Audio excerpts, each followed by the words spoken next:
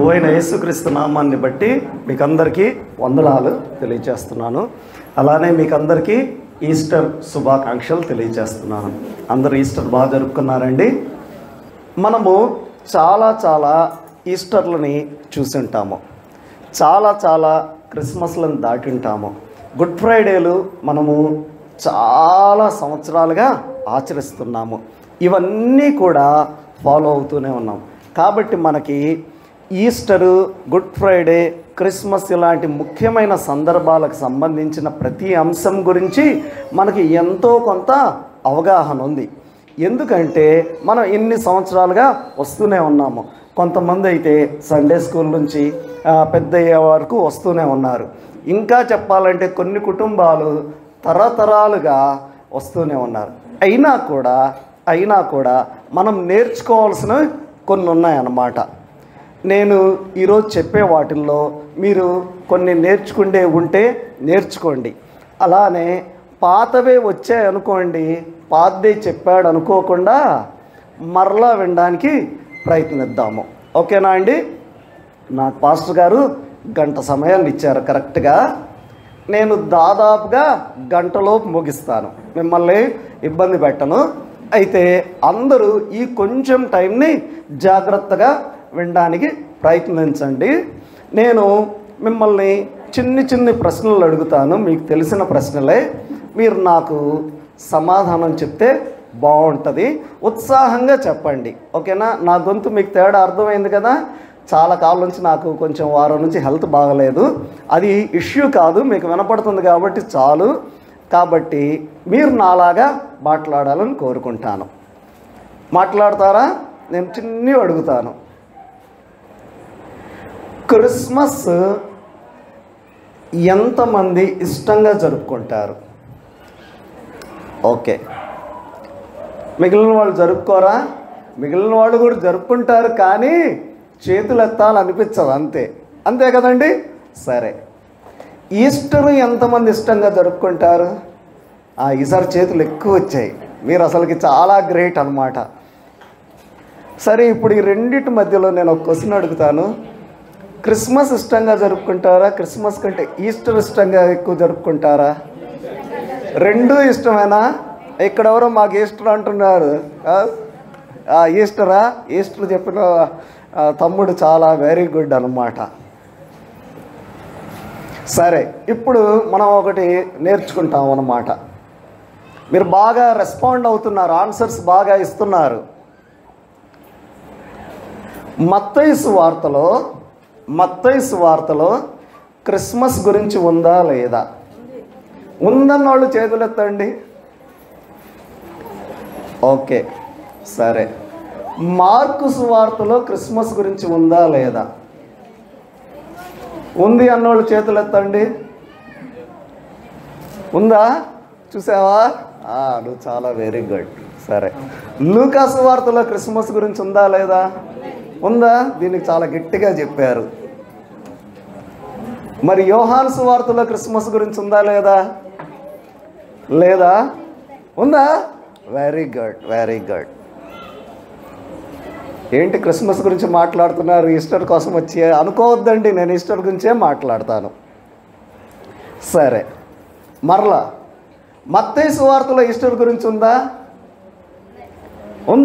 ఎవరేం మాట్లాడట్లేదు ఏంటండి? ఉందా? ఓకే. మరి మార్కు సువార్తలో ఈస్టర్ గురించి ఉందా? లూకా సువార్తలో ఉందా? మరి యోహాను సువార్తలో ఉందా? ఓకే, సరే. తెలియని వాళ్ళు తెలుసుకుందాము. మత్తయి సువార్త, లూకా సువార్తల్లో మాత్రమే క్రిస్మస్ గురించి ఉంది. మార్కు, యోహాన్లు క్రిస్మస్ని పెద్ద పట్టించుకోలేదు.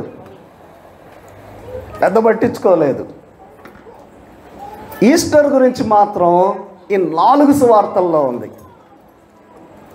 ఎప్పుడైనా ఆలోచించారా? పర్లేదు, ఈరోజు ఆలోచిద్దాం.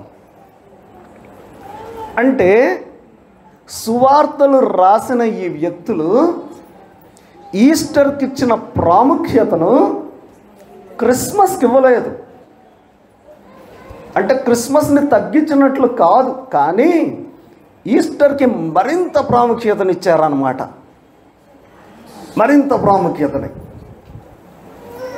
ఆ కాలంలో యేసుక్రీస్తు ప్రభువు చనిపోయి తిరిగి లేచిన తర్వాత అపోస్తలులు, శిష్యులు వీళ్ళంతా సువార్తను ప్రకటించుకుంటూ వెళ్ళారు. కానీ యేసుక్రీస్తు సజీవుడైన దేవుడి గురించి ప్రకటించుకుంటూ వెళ్ళారు. కానీ పుట్టిన బేబీ అయిన క్రీస్తు గురించి, అంటే పశువుల పాకలో ఉన్న చిన్ని బాబు అయిన క్రీస్తు గురించి పెద్ద ప్రకటించలేదు.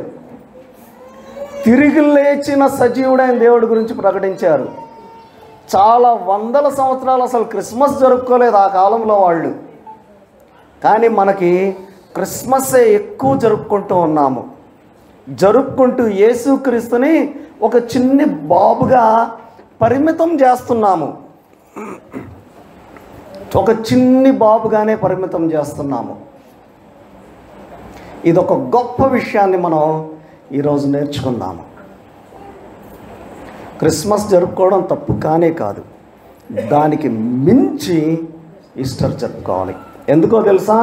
ప్రపంచంలో ఎంతోమంది పుడుతున్నారు, మహానుభావులైన వాళ్ళు ఎంతోమంది పుడుతున్నారు. అలానే పుట్టిన ప్రతి ఒక్కళ్ళు చనిపోతున్నారు. చనిపోయి తిరిగి లేచిన వాళ్ళు కూడా ఉన్నారు ప్రపంచంలో.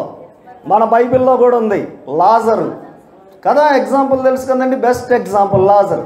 చనిపోయాడు, తిరిగి లేచాడు, మరలా చనిపోయాడు.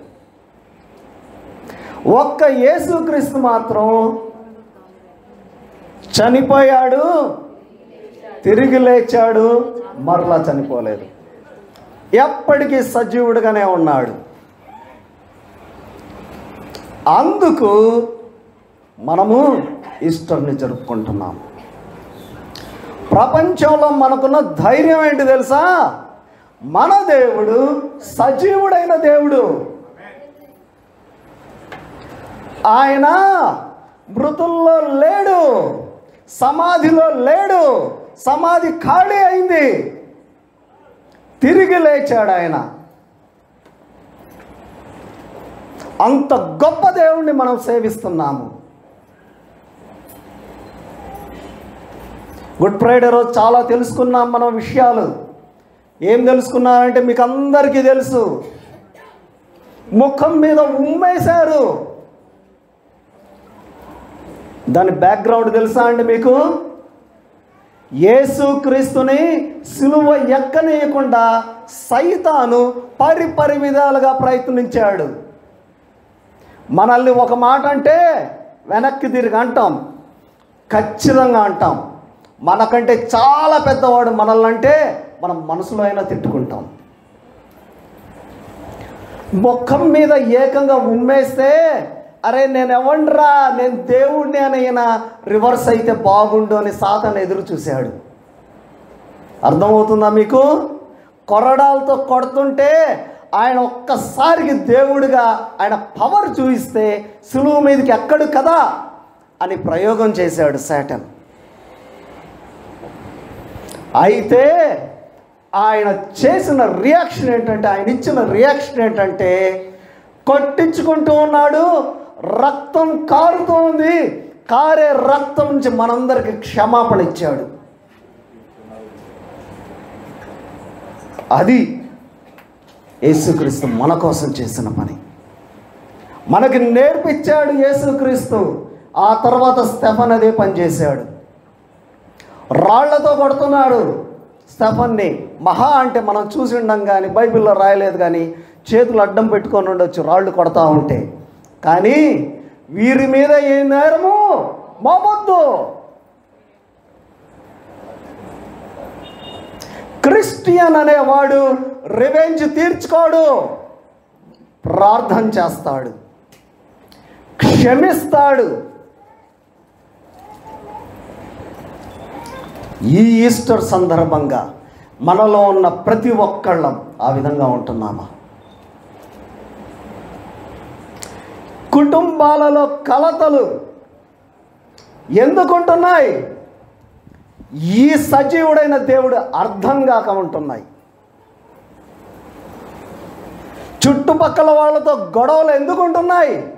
క్షమాపణ అనేది మనలో పెట్టుకోకుండా ప్రచారం చేయడానికి మాత్రమే పరిమితం చేస్తుండబట్టి ఉంటున్నాయి.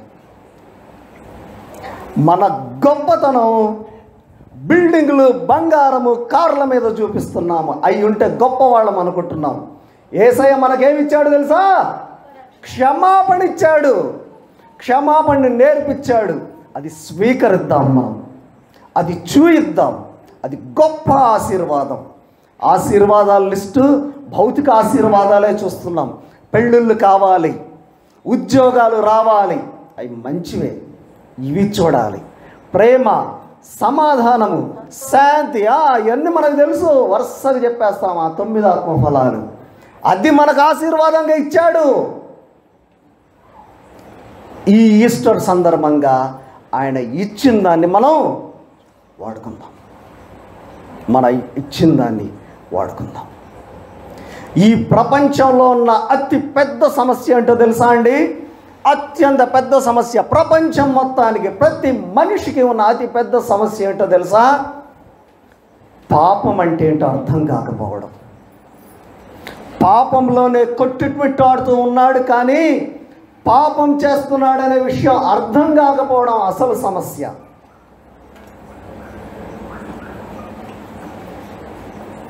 పాపానికి బానిసయ్యి అది స్వేచ్ఛ అనుకుంటున్నాడు, అసలు సమస్య. నా డబ్బులు నా ఇష్టం, నేను సిగరెట్ తాగుతాను, నేను మందు తాగుతాను, నువ్వెవడురా చెప్పడానికి? అవును, స్వేచ్ఛ అనుకుంటున్నాడు వాడు ఆల్రెడీ ఆ సిగరెట్కి, మందుకి బానిస అయిపోయాడు, స్వేచ్ఛ అని చెప్పుకుంటూ. ఆన్లైన్ బెట్టింగ్లకి యువత బానిస అయిపోయింది, స్వేచ్ఛ అని చెప్పుకుంటూ. ఐపీఎల్ సీజన్లో విపరీతమైన బెట్టింగ్లు జరుగుతున్నాయి, స్వేచ్ఛ అనుకుంటూ బానిస అయిపోయారు. అది పాపం కాదు వాళ్ళ దృష్టిలో, అదొక బిజినెస్ అనుకుంటున్నారు. దీనికోసం యేసుక్రీస్తు వచ్చాడు. ఈ పాపం కోసం, ఈ పాపుల కోసం యేసుక్రీస్తు వచ్చాడు. ఆదాము హవ్వలు తెలుసు కదండి? ఆదాము హవ్వలు మొట్టమొదట దేవుడు సృజించినప్పుడు వాళ్ళల్లో ఏ పాపం లేదు. మీరు ఇప్పుడు జాగ్రత్తగా వినాలి, జాగ్రత్తగా వినండి. ఆదాము హవ్వలు ఇద్దరిలో కూడా 2 జీవాలు ఉన్నాయి, 2 జీవాలు. జాగ్రత్తగా వినండి, ఇది బైబిల్లో మాటలే చెప్తున్నాను, కాకపోతే కొత్తగా మీకు అర్థమయ్యేలా చెప్తున్నాను అంతే.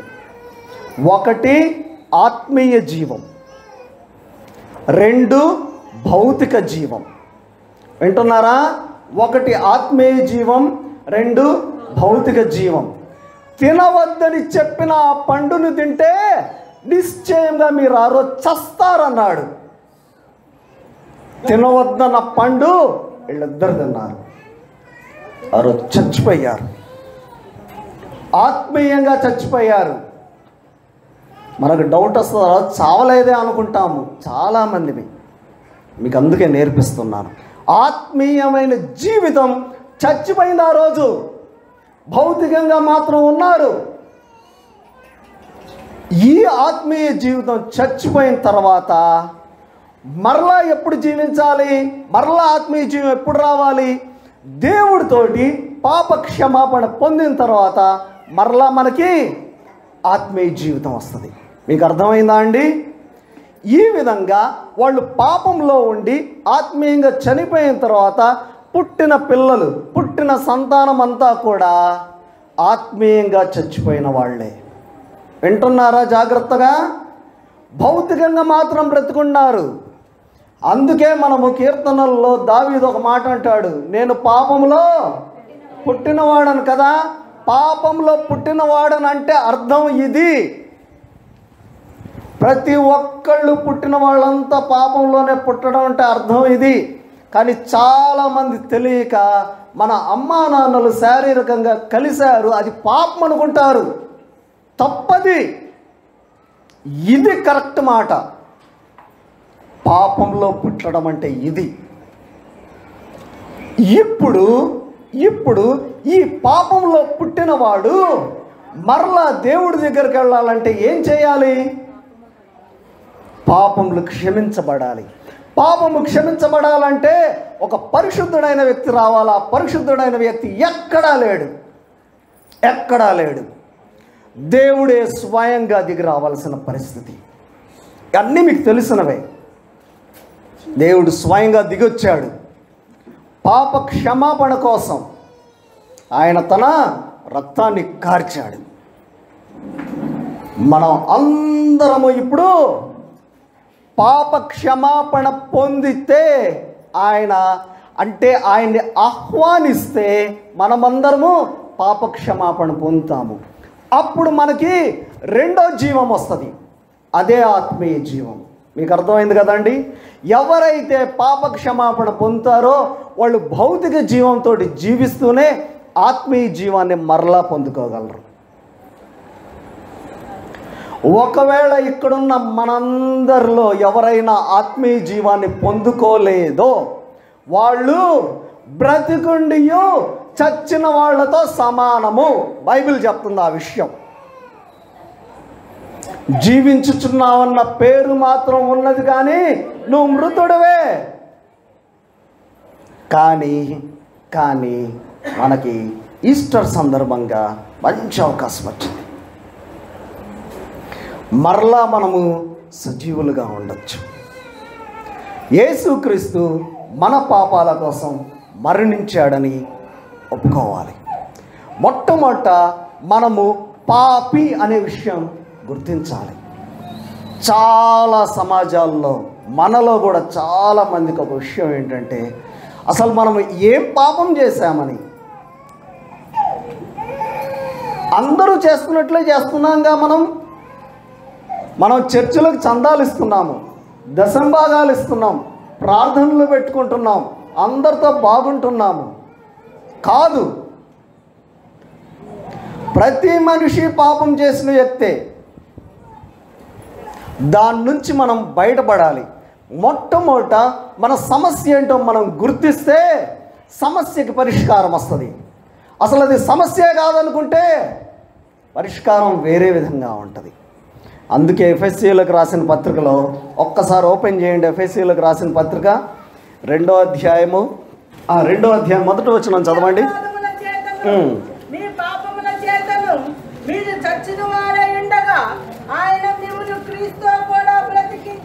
చాలండి. మీ అపరాధముల చేతను పాపముల చేతను చచ్చిన వారంట ఆయన మిమ్మును, ఇప్పుడు జాగ్రత్త చూడండి, మిమ్మును క్రీస్తుతో కూడా బ్రతికించెను. క్రీస్తు ఈస్టర్ సందర్భంగా తిరిగి లేచాడు. మనం మారు మనసు పొందితే ఆయనతో కూడా మనల్ని బ్రతికించినట్లంట. అంటే ఆయనతో సమానం చేశాడు. ఎంత గొప్ప ఆధిక్యత మనకి! మన అపరాధములతోటి పాముల చేత చచ్చినా కూడా ఆయన మనల్ని ప్రేమించాడు, రక్షించాడు. క్రీస్తు కూడా మనల్ని బ్రతికించాడు. తర్వాత చదవండి. మీరు వాటిని చేయొచ్చు వాయుమండల సంబంధమైన అధిపతిని అనగా అవిధేయులైన వారిని ఇప్పుడు ప్రేరేపించి శక్తి అధిపతిని. వినండి, మనమంట ఒకప్పుడు ఇవన్నీ చేశామంట. వాయుమండల సంబంధ అధిపతి అంట. ఎవరు? వాయుమండల సంబంధమైన అధిపతి ఒకడు ఉన్నాడు, సాతాను. వాడు చెప్పిన ప్రతి పని చేశామంట. అంతకుముందు వాళ్ళతో పాటు కలిసి చేశామంట. చదవండి. ఈ ప్రపంచ ధర్మము చొప్పున మనము ఈ ప్రపంచ ధర్మం చొప్పున మునుపు నడుచుకుంటురి. మనసు యొక్కయు కోరికలు నెరవేర్చుకొనుచు మన శరీరాశలను అనుసరించి మునుపు ప్రవర్తించు కడమడ వారి వలనే స్వభావ సిద్ధముగా దైవజ్ఞతను పాత్రులై. చాలండి. ఇక్కడ నేను 2 పాయింట్స్ చెప్తాను మీకు. ప్రపంచ ధర్మం చొప్పున మునుపు నడుచుకున్నారంట. ప్రపంచ ధర్మం వేరు, దేవుని ధర్మం వేరు. గుర్తుపెట్టుకోండి. ప్రపంచం ఎస్ అని చెప్తే బైబిల్ నో అని చెప్పిన సందర్భాలు చాలా ఉన్నాయి. బైబిల్ని ప్రపంచాన్ని కలిపి చూడబట్టి బట్టి మనం చాలా నష్టాల్లో ఉంటున్నాము. బైబిలే ఈ పని చేయాల్సిందే అని చెప్పేవాళ్ళు మనలో చాలామంది ఉంటున్నారు. ఎప్పుడు ప్రపంచ ధర్మం మనకు విరోధమైంది. వాటిని సంఘంలోకి తీసుకురావద్దండి. వాటిని మన కుటుంబాల్లోకి తీసుకురావద్దండి. వాటిని మన జీవితాల్లోకి తీసుకురావద్దండి. సంఘము సమాజానికి మాదిరిగా ఉండాలి. కుటుంబము సమాజానికి మాదిరిగా ఉండాలి. ప్రపంచ ధర్మం వేరు, యేసుక్రీస్తు చెప్పిన ధర్మం వేరు. ఫర్ ఎగ్జాంపుల్, పండగలకి టపాసులు కాల్చే సిస్టమ్ మంది కాదు. కానీ అది ఉంటేనే పండగ అనుకోండి, బ్యాచ్ ఒకటి ఉంటుంది కదా, అది పెడితేనే పండగ జరుగుద్ది, లేకపోతే లేదంటారు. తీసుకురావద్దండి అవి. ప్రపంచ ధర్మం వేరు, మనకి వాళ్ళకి తేడా ఏంటి? మనది ప్రేమ, ఇతరుల్ని డిస్టర్బ్ చేసే స్వభావం కాదు. తేడాలవి. ఫర్ ఎగ్జాంపుల్ మాత్రమే చెప్పాను. ఇంకా చిన్న ఎగ్జాంపుల్ చెప్తాను. ప్రతి ఒక్కడు కాపీ చేస్తాడు, నువ్వు చెయ్యవు. మాస్టరే చూపిస్తాడు కాపీ చెయ్యని, పాస్ అవుతావని. నువ్వు ఫెయిల్ అయినా కూడా కాపీ చెయ్యవు. ప్రపంచ ధర్మం వేరు, బైబిల్ చెప్పేది వేరు. తేడా చూపించండి. మునుపు ఈ విధంగా ఉన్నారు, ఈ విధంగా ఉంటే మనందరం అంట, ఈ రెండో పాయింట్ చెప్తున్నాను, దైవోగ్రతకు పాత్రులమై ఉన్నామంట. అసలు ఇక్కడ అర్థం కాని విషయం ఏంటంటే, చాలామందికి మన మనసు యొక్క నేత్రాలు, మనోనేత్రాలు మూయబడి ఉంటాయి. పాపంలో చేసిన వాళ్ళకి మన కళ్ళు లేకపోయినా కూడా మనసు కళ్ళు ఉంటాయి. బైబిల్లో ఉంది ఆ విషయం. ఈ కళ్ళు మూయబడి ఉండి వీళ్ళు పాపం చేస్తూ ఎంజాయ్ చేస్తూ ఉండి దైవోగ్రత కింద ఉన్నారంట. మనందరం కూడా అలానే ఉన్నామంట. అయితే దేవుడు మన మనోనేత్రాలను తెరిపించి వెలిగించి చూసేసరికి, అయ్యో మనం దైవోగ్రత కింద ఉన్నామా, వామ్మో ఇంత పెద్ద ఉగ్రత ఉంది మన మీద, మనం నరకానికి ఖచ్చితంగా వెళ్తాము అనే ఎన్లైటన్మెంట్ యేసుక్రీస్తు కలిగించాడు. అప్పుడు మనం పాపక్షమాపణ పొంది క్రీస్తుతో కూడా మనం బ్రతికించబడ్డాము. వాళ్ళలాగా మీరైతే ఉండొద్దు అని అందులో ఉందన్నమాట. చాలా జాగ్రత్తగా ఉందాము. పండగలు ఎంజాయ్ చేయడం తప్పులేదు, కానీ దేవునికి తగ్గట్లుగా ఆ విధంగా మనం ఎంజాయ్ చేయాలి. మారు మనసు పొందకుండా, ఇందాక మాట్లాడా కదండి, ఉన్న వాళ్ళు ఎవరైనా కూడా బ్రతికుండియు చనిపోయిన వాళ్ళతో సమానం. అయితే వెరీ గుడ్ న్యూస్ ఏంటంటే, ఆయన ఈ రోజుకి కూడా మిమ్మల్ని పిలుస్తున్నాడు. మనము భౌతికంగా చనిపోయేదాకా మనం వెంటపడతా ఉంటుంది ఆ ప్రేమ. చూడు, మీకోసం నేను సిలువు పైన మరణించాను. నిమిషం పట్టదు ఆయన దిగి రావాలంటే. ఆ 3 మేకులు ఊడబిక్కోవాలంటే ఆయన నిమిషం పట్టదు, క్షణం పట్టదు. కానీ ఆయన చనిపోతేనే మనకి రక్షణ. దేని నుంచి? ఈ యొక్క నరకం నుంచి రక్షణ, పరలోక రాజ్యంలో చేరడానికి ఇంకా మనకు అవకాశం ఉంది. ఎవరైనా ఈ అవకాశాన్ని మిస్ చేసుకోవద్దు. ఇదే మిక్కిలి అనుకూల సమయం, ఇదే రక్షణ దినం. మిస్ కావద్దండి. సరే, ఈస్టర్లో ఒక అద్భుతమైన క్యారెక్టర్ గురించి మాట్లాడతాను. ఈస్టర్ సందర్భంగా ఉన్న కొన్ని పాత్రలు చాలా చాలా, అన్ని పాత్రలు చాలా అద్భుతమైన పాత్రలే. కొన్ని మన మనసుకు హత్తుకునే విధంగా ఉంటాయి. అటువంటి హత్తుకునే విధంగా ఉన్న ఒక చిన్ని క్యారెక్టర్ గురించి మాట్లాడతాను. అతని పేరు అరిమతయి యోసేపు. పేరు విన్నారా? అరిమతయి యోసేపు. మీరు విన్నారు, మీరు బైబిల్ బాగా నేర్చుకుంటున్నారు. ఎవరి అరిమతయి యోసేపు? సమాధి, తన కోసం తొలిపించుకున్న సమాధిని యేసు కోసం ఇచ్చాడు. ఇంకేమన్నా చెప్తారా ఆయన గురించి? చెప్పండి, పర్లేదు. 1-2 నిమిషాలు మీరు మాట్లాడండి, తర్వాత నేను మాట్లాడతాను. సరే, మీకు వచనం చూపిస్తాను. ఈ అరిమతయి యోసేపు గురించి 4 సువార్తల్లో పెట్టారు, కొన్ని వచనాలే పెట్టారు. కాకపోతే నేను ఒకటి చూపిస్తాను, ఆ 4 సువార్తల్లో ఉన్నాయి కూడా నేను చెప్తాను. మార్కు 15:43 తీయండి. అరిమతయి యోసేపు తెగించి పిలాతునొద్దకు వెళ్ళి యేసుదేహం తనకిమ్మని అడిగాను. అతడు ఘనత వహించిన ఒక సభ్యుడై దేవుని రాజ్యము కొరకు ఎదురు చూచువాడు. ఓకే, చాలు, ఇంకా చదివినా పర్లేదు, కానీ చాలు. అరిమతయి యోసేపు ఏం చేశాడు? తెగించాడు. బాగా చెప్పారు. ఎందుకేం తెగించాడు? యేసు దేహం తనకిమ్మని. దానికి తెగించడం ఏంటి? రాజు దగ్గర మాట్లాడాలంటే ధైర్యం కావాలి కదా, అంతే. ఓకే, ఇంకా కొంచెం మంది చెప్తాను, ఇంకెవరైనా చెప్తే బాగుంటుంది. ఆలోచించారా ఎప్పుడైనా? బైబిల్ నిదానంగా చదవండి. బైబిల్ చదివే విధానం ఒక 4-5 వచనాలే తీసుకోండి, లేకపోతే ఒక చిన్ని పారాగ్రాఫ్ తీసుకోండి, దాన్ని 2-3 సార్లు చదవండి. అందులో క్వశ్చన్స్ మీరే వేసుకోండి. బైబిల్ చాలా అద్భుతంగా అర్థమవుద్ది. ఒకళ్ళు చెప్పే ముందే మనకు చాలా అర్థమవుద్ది. డౌట్స్ ఏమన్నా ఉంటే వాళ్ళు మాట్లాడుతుంటే మనకు వచ్చేస్తాయి కూడా. ఈ అరిమతయి యోసేపు అనేవాడు అరిమతయి అనే గ్రామం నుంచి వచ్చాడు. యెరూషలేముకి ఒక 20 మైళ్ళ దూరంలో ఉంటుందన్నమాట ఈ గ్రామం. ఇతను చాలా నీతిమంతుడు అన్నమాట, మంచి వ్యక్తి. అలానే యూదుల యొక్క సభ పేరు సన్హెడ్రిన్ అంటారు. ఈ సన్హెడ్రిన్ సభలో ఒక ముఖ్యమైన మెంబర్. 70 మంది ఉంటారు. ఆ 70 మందిలో ఇతను ఇంపార్టెంట్ పర్సన్. ఈ సన్హెడ్రిన్ సభ యేసుక్రీస్తుని చంపడానికి ఓటింగ్ చేసి అందరూ యాక్సెప్ట్ చేసిన సభ అన్నమాట. ఆ ఓటింగ్ చేసినప్పుడు ఈ అరిమతయి యోసేపు అందులో లేడు. ఇతను దేవుని రాజ్యం కోసం ఎదురు చూసేవాడు. అలానే వెరీ వెరీ రిచ్ పర్సన్, బాగా డబ్బులున్న వ్యక్తి. అయితే సీక్రెట్ బిలీవర్గా ఉండేవాడు, సీక్రెట్ బిలీవర్గా.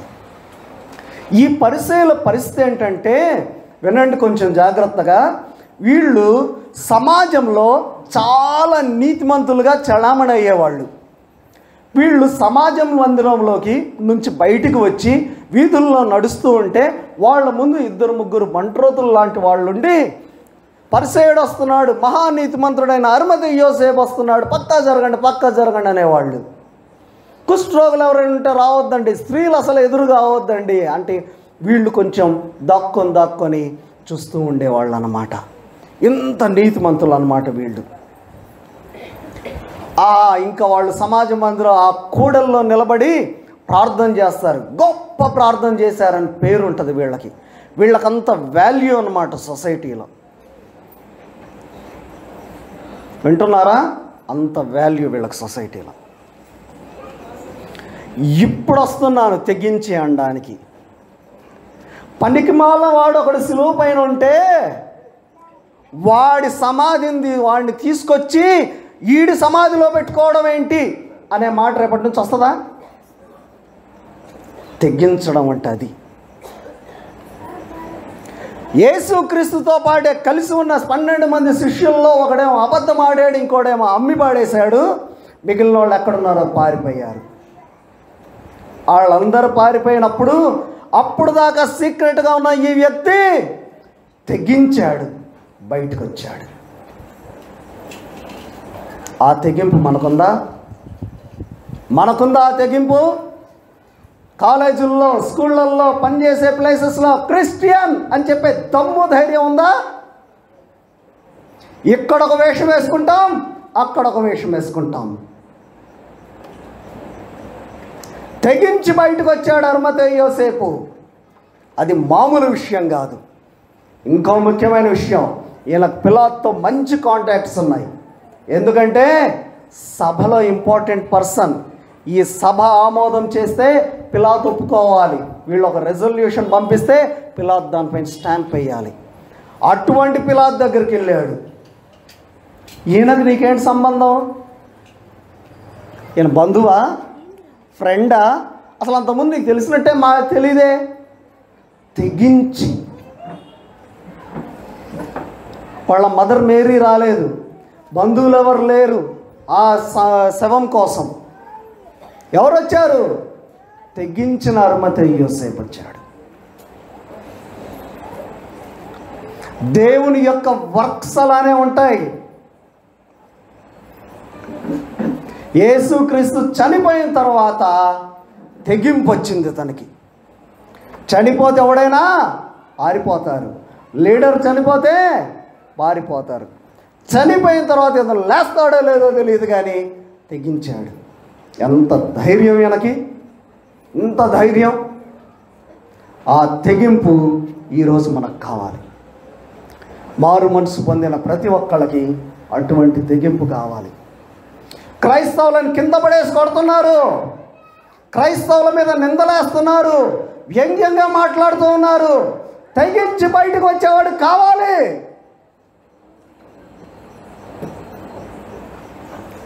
క్రైస్తవ్యం శ్రమల్లోనే పుడుతుంది. యేసుక్రీస్తు చనిపోతేనే క్రైస్తవ్యం విస్తరిస్తుంది. స్టెఫను చనిపోయిన తర్వాత మరింత డెవలప్ అయింది. తెగింపు కావాలి. ఈ అరిమతయి యోసేపు తెగించాడు. తర్వాత ఇతన్ని యూదులంతా కలిసి అరెస్ట్ చేశారు. అది చరిత్రలో ఉంది, మన బైబిల్లో లేదు. ఏం భయపడలేదు. యేసుక్రీస్తు కోసం నిలబడ్డాడు. యేసుక్రీస్తు కోసం నిలబడ్డాడు. ఇంకా ముఖ్యమైన విషయం చెప్తాను మీకు. పౌలు కంటే ముందు యూరప్ దేశానికి వెళ్ళాడు. యూరోప్లో ఏ దేశానికి వెళ్ళాడో తెలుసా? ఇంగ్లాండ్ దేశానికి వెళ్ళాడు. అక్కడ సువార్తను ప్రకటించాడు. ఎవరికి తెలియని విషయం ఏంటంటే అక్కడ ఆయన యొక్క స్టాట్యూ, విగ్రహం కూడా ఉంది. అరిమతయి యోసేపు విగ్రహం. అక్కడ మిషనరీగా వెళ్ళి చేశాడు. ఆ ఇంగ్లాండ్ నుంచి మిషనరీస్ మన దగ్గరకు వచ్చారు. అంత తెగించిన వ్యక్తి ఈ అరిమతయి యోసేపు. ఈ తెగింపు మనకు కావాలి. డబ్బులు ఉన్నాయి, పదవి ఉంది, హోదా ఉంది, మొత్తం పోగొట్టుకున్నాడు యేసయ్య కోసం. దేవుని రాజ్యాన్ని సంపాదించాడు. ప్రపంచానికి సువార్త అందించడానికి మొట్టమొదటి సాధనం అయ్యాడు. ఏ ప్లేస్కి వెళ్ళాడు ఆ ప్లేస్ నుంచి వేల మంది మిషనరీస్ ప్రపంచం అంతా వెళ్ళేలా జరిగింది. ఇది అరిమతయి యోసేపు యొక్క తెగింపు అన్నమాట. మనకి ఈ రకమైన తెగింపు కావాలి. సరే, తెగిస్తాను, చనిపోతాం. తర్వాత ఏంటి? చనిపోయిన తర్వాత మన ప్లేస్ ఏంటి చెప్పండి?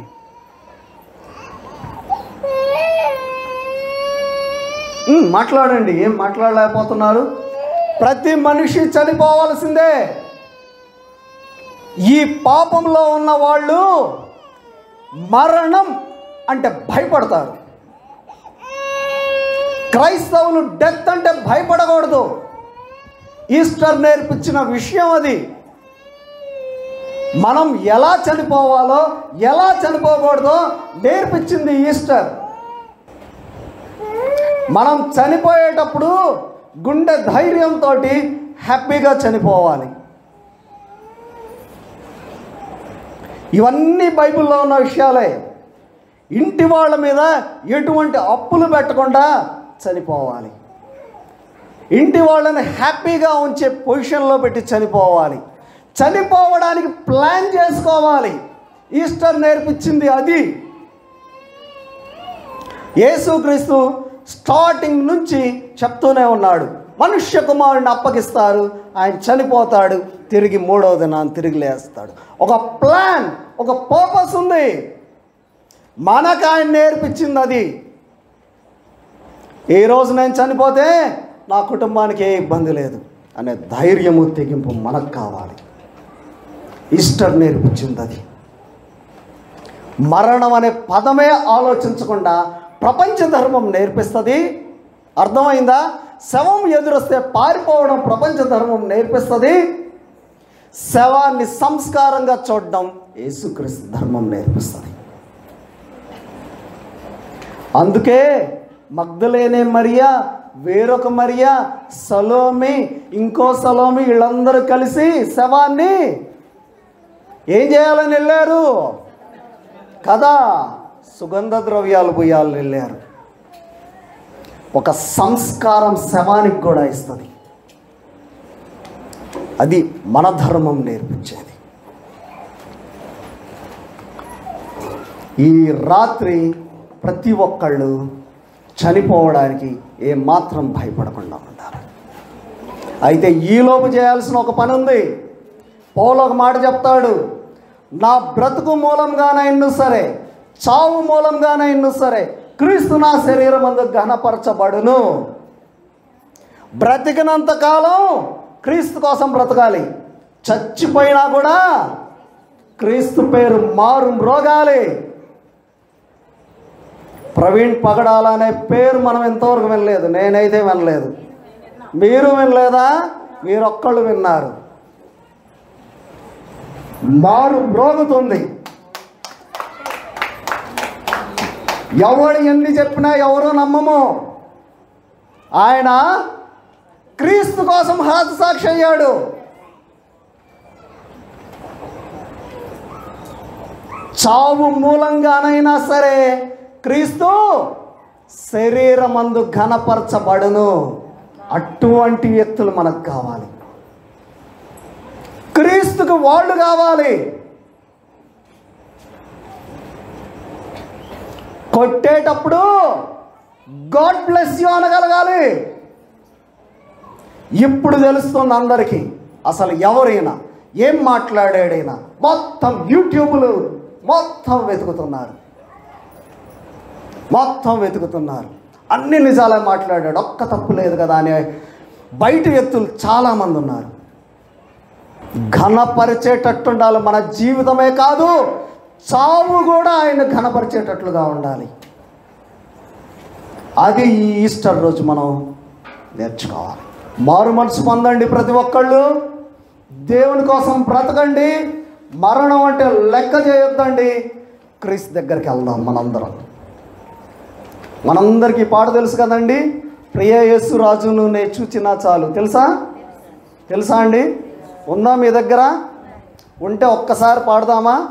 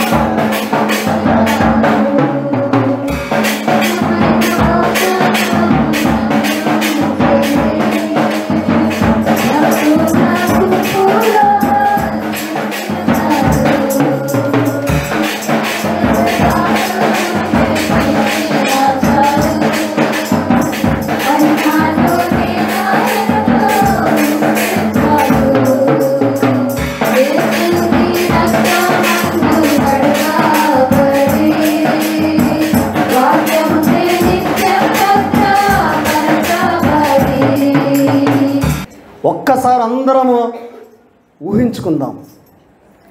పరలోక రాజ్యంలో మనందరికి ఒక ప్రవేశం. మిమ్మల్ని అమెరికాకో, ఇంగ్లాండ్కో, న్యూజిలాండ్కో తీసుకెళ్ళి అక్కడ మీకు ఆల్రెడీ ఇళ్ళన్నీ రెడీ చేస్తున్నాయంటే హ్యాపీగా వెళ్తాము. వెళ్ళమా? పరలోక రాజ్యం అంతకన్నా సూపర్. నా దృష్టిలో మరణం అనేది ఒక ఫ్లైట్ ఎక్కడమే. ఫ్లైట్ ఎక్కి దిగితే మనల్ని ఎదుర్కోవడానికి దేవదూతలు ఉంటారు. మనకెట్లా తెలుసు? లాజర్ చనిపోయినప్పుడు ఎవరు వచ్చారు? ధనవంతుడు చనిపోతే ఎవరు వచ్చారో లేదు తెలియదు. లాజర్ చనిపోతే మాత్రం దేవదూతలు వచ్చారు. మారు మనసు పొందిన ఎవరు చనిపోయినా కూడా దేవదూతలు వచ్చే తీసుకెళ్తారు. ఇన్వైట్ చేస్తారు. అందుకే మీ చేత ఈ పాట పాడిచ్చాను. బంగారు వీధులు, ఆల్వేస్ ఎంజాయ్మెంట్.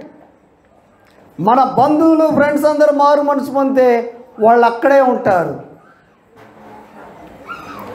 ఆయన్ని చూస్తే చాలు మనకి, ఆయనే మనకు వెలుగుగా ఉంటాడు. ఎంతకాలం బ్రతుకుతాం? ఏ రోజు ఒకరోజు చావాల్సిందే కదా. రెడీ అవుదాం ఇప్పుడే. బ్రతికినంతకాలం దేవుడి కోసం బ్రతుకుదాం, చస్తే దేవుడి దగ్గర ఉంటాం. రెండూ మనకు బెనిఫిట్సే, లెక్క చేయాల్సిన పని లేదు. ఇంకా ఈ చదువులు, ఆస్తులు, ఐశ్వర్యాలు అంటారా, తన్నుకుంటాయే వస్తాయి మీరు దేవుడి కోసం నిలబడితే. మొదట ఆయన నీతిని వెతకమన్నాడు, ఆయన రాజ్యాన్ని వెతకమన్నాడు. అప్పుడు అవన్నీ మీకు అనుగ్రహింపబడు. కానీ మొదట మనం ఏం చేస్తున్నాం? ఉద్యోగాన్ని వెతుకుతున్నాం. మొదట మనం ఒక ఇల్లుంటే బాగుండని వెతుకుతున్నాం. ప్రపంచ ధర్మం ఒకటి, బైబిల్ ఒకటి చెప్తుంది. మనం ప్రపంచ ధర్మం వైపుకి వెళ్తున్నాం, అందుకు మనం నష్టపోతున్నాం. మిగిలినవన్నీ ఆయన ఇస్తాడు. ఈ లోకంలోనే కాదు, పరలోకంలో కూడా మనం హ్యాపీగా ఉంటాం. ఈ పాటను ఎవరు ఆస్వాదిస్తూ పాడుకున్నారో తెలియదు, కానీ వాళ్ళకి రియల్ హ్యాపీనెస్ ఉంటుంది. నేను చాలా వరకు ఈ పాటలు పాడుకుంటూ ఉంటాను. పరవాసిన్నే జగమున ప్రభువా పాడుకుంటాను. ఇవన్నీ చనిపోయిన పాటలు అనుకుంటారు, నేను రెడీగా ఉన్నానని పాడుకుంటాను. స్టీవెన్ స్టైన్స్ తెలుసు కదండి, తెలుసా? 99లో ఆయన్ని, ఆయన కుమారుల్ని సజీవంగా ఒరిస్సాలో దహనం చేశారు. ఆ రోజు వాళ్ళ పిల్లలు పాడుకున్న పాట ఏంటి తెలుసా? అంత్యదినమందు దూత బూర నూదుచుండగా ఆ పాట పాడుకున్నారు. రెడీ అయ్యారు వాళ్ళు వెళ్ళడానికి. అంత గొప్ప దేవుడు. వాళ్ళ వైఫ్ ఇచ్చిన సాక్ష్యం ఏంటి తెలుసా? క్షమించింది. ప్రవీణ్ వాళ్ళ వైఫ్ ఏం చెప్పింది? క్షమించింది. క్షమాపణే మా యేసయ్య మాకు నేర్పించింది, అదే మా క్రీస్తు ధర్మం. అది ప్రపంచ ధర్మం కొట్లాడుద్ది, వీధుల్లో పడి బస్సులు తగలబెట్టొద్ది. మనము ఎట్టి పరిస్థితులు ఆ పనులు చేయము.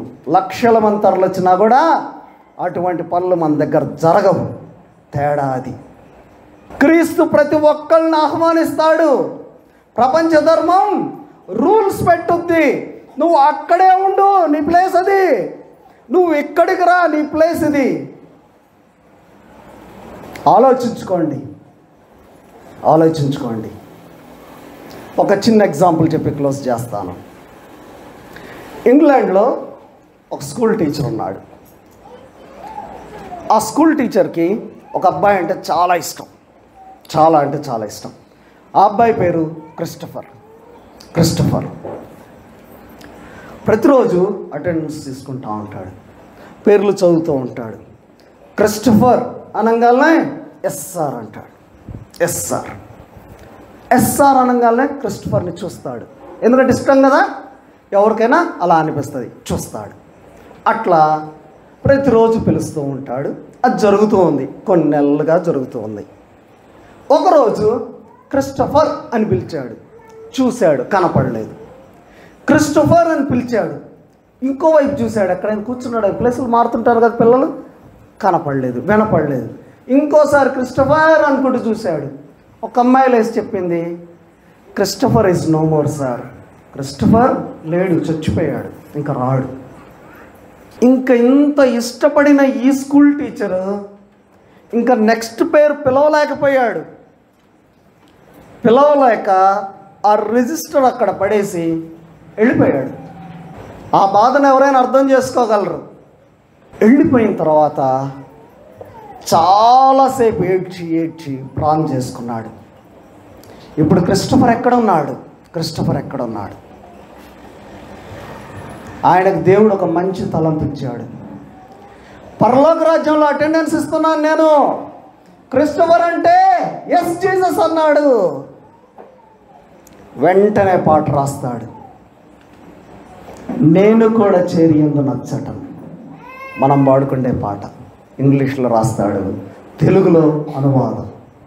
అంత్యదినమందు దూత బూరలోదుచుండగా, నిత్యవాసరము తెల్లవారగా, రక్షణ అందుకున్న వారి పేర్లు పిలుచుచుండగా, క్రిస్టోఫర్ ఎస్ జీసస్ నేను కూడా చేరియందు నచ్చటం. మన పేరు పిలిస్తే ఎస్ జీసస్ అనగలమా? అందరం పరలోకంలో ఉండాలి. ఒక్కళ్ళు కూడా మిస్ అవ్వడం ఆయన చిత్తం కాదు. మనలో ప్రతి ఒక్కళ్ళం ఈరోజే ఒక తీర్మానం తీసుకుందాం. యేసుక్రీస్తుని స్వంత రక్షకునిగా అంగీకరిద్దాము, ఆయనతో కలిసి ఉందాము, మన అందరము అక్కడ ఎంజాయ్ చేద్దాం.